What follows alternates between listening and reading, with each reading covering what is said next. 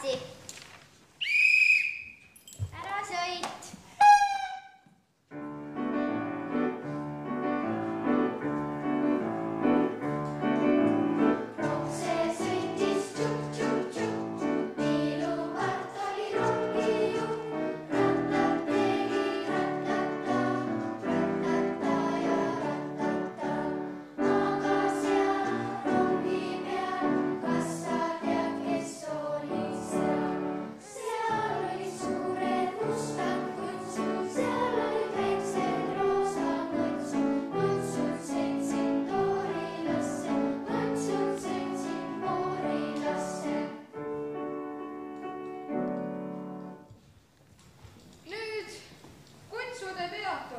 Teie koerte esinemise kord.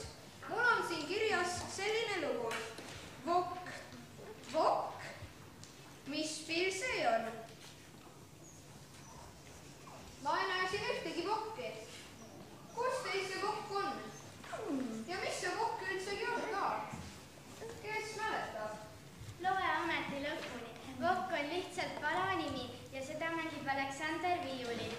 Ja kui juba vokist juttu tuli, siis vokk on selline riistapuu, mille peal kedrati villad lõngaks. Vanasti hämaratel talveõhtutel kõik naised, noorikud, tüdrukud ja eidekesed muudkui istusid ning ketrasid ja vokid aina vurisesid vaikselt ja rahulikult.